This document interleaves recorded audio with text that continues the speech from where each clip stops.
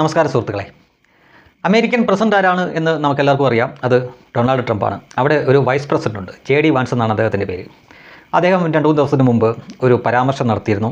ഇസ്രയേലിൻ്റെ പാർലമെൻറ്റിൽ നടന്ന ചില സംഗതികളൊക്കെ ഉദ്ധരിച്ചുകൊണ്ടാണ് അദ്ദേഹം ആ പരാമർശം നടത്തിയത്. അതായത് ഇസ്രയേൽ പാർലമെൻറ്റിൽ അമേരിക്കയ്ക്കെതിരെ അവിടുത്തെ ചില MPമാർ ചില പരാമർശങ്ങളൊക്കെ നടത്തി. അപ്പോൾ അതിനെ ഉദ്ധരിച്ചുകൊണ്ട് അദ്ദേഹം പറയുന്നു, ഞാൻ ആ പാർലമെൻറ്റിൽ ഉണ്ടായിരുന്നുവെങ്കിൽ, അതായത് ഇസ്രയേൽക്കാരനായിട്ട് ആ പാർലമെൻറ്റിൽ ഉണ്ടായിരുന്നുവെങ്കിൽ ഒരിക്കലും അമേരിക്കയ്ക്കെതിരെ ഒരക്ഷരം പോലും പറയില്ലായിരുന്നു. കാരണം ഇസ്രയേലിൻ്റെ ഏക സഖ്യകക്ഷിയാണ് അമേരിക്ക. ആ ഓർമ്മ ഉണ്ടായിരിക്കണം. ആ ഓർമ്മ ഉള്ളവർ ഒരിക്കലും അമേരിക്കയ്ക്കെതിരെ പറയില്ലായിരുന്നു എന്ന തരത്തിലാണ് ഇദ്ദേഹം, ഈ JD വാൻസ് എന്ന അമേരിക്കയുടെ വൈസ് പ്രസിഡന്റ് പരാമർശം നടത്തിയത്. പക്ഷേ അപ്പോൾ ബെഞ്ചമിൻ നെതന്യാഹു എന്ന ഇസ്രയേലിൻ്റെ പ്രധാനമന്ത്രി മറുപടി ഒന്നും കൊടുത്തിരുന്നില്ല. പക്ഷേ ഇതാ ഇപ്പോൾ അദ്ദേഹത്തിൻ്റെ മറുപടി വന്നിട്ടുണ്ട്. അതായത് അമേരിക്ക പറയുന്ന പോലെ ഇസ്രയേലിൻ്റെ ഏക സഖ്യകക്ഷി അമേരിക്ക മാത്രമല്ല, അവിടെ ഇന്ത്യ എന്നൊരു രാജ്യം കൂടിയുണ്ട്. ഞങ്ങൾക്ക് ഇന്ത്യയും സഖ്യകക്ഷിയാണ്. 140 കോടി ജനസംഖ്യയുള്ള അവിടെ എനിക്ക് വലിയ പിന്തുണ കിട്ടാറുണ്ട്, സോഷ്യൽ മീഡിയയിലും അല്ലാതെ. എൻ്റെ തന്നെ പേജിൽ ഇന്ത്യക്കാർ ഇടുന്ന കമൻറ്റ് കാണുമ്പോൾ എനിക്ക് അത്ഭുതം തോന്നാറുണ്ട്. അതുകൂടാതെ തന്നെ ഇന്ത്യൻ സർക്കാർ ലോകത്തിൻ്റെ കണ്ണും മുന്നിലൂടെയും അല്ലാതെയുമൊക്കെ ഞങ്ങളുടെ സഖ്യകക്ഷിയാണ്, ഞങ്ങളെ വലിയ രീതിയിൽ സഹായിക്കാറുണ്ട് എന്ന്. സംഗതി സത്യമാണ്.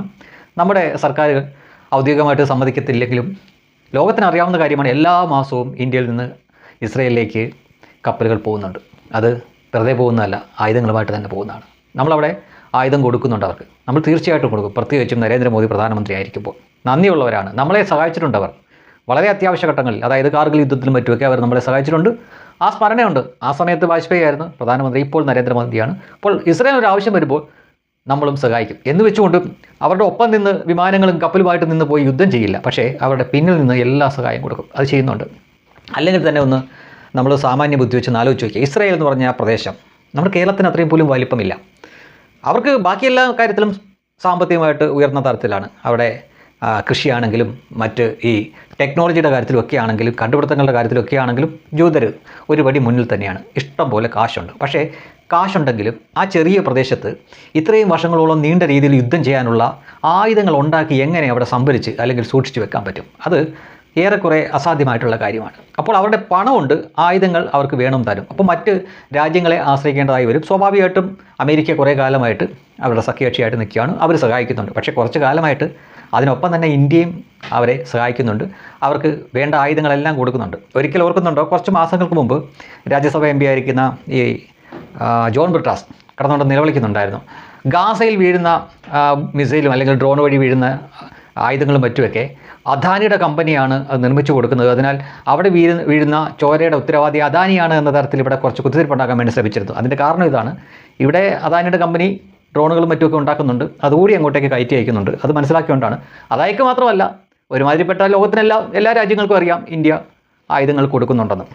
അപ്പോൾ എത്ര സഖ്യകക്ഷിയാണ് എന്ന് പറഞ്ഞാലും, എത്ര പരസ്പര വിശ്വാസം ഉണ്ടെന്നൊക്കെ പറഞ്ഞാലും, ഈ ലോക നേതാക്കളൊക്കെ ഒരു ഗ്യാപ്പൊക്കെ ഇട്ട് മാത്രമേ ഈ തരത്തിലുള്ള ആത്മവിശ്വാസം തോന്നുന്ന തരത്തിലുള്ള പ്രസ്താവനകളൊക്കെ നടത്താറുള്ളൂ സാധാരണഗതിയിൽ. അതിനൊക്കെ സമയമെടുക്കും. പക്ഷേ കുറേ കാലമായിട്ട് ഇന്ത്യയും ഇസ്രായേലും തമ്മിൽ വലിയ ബന്ധത്തിലാണ്.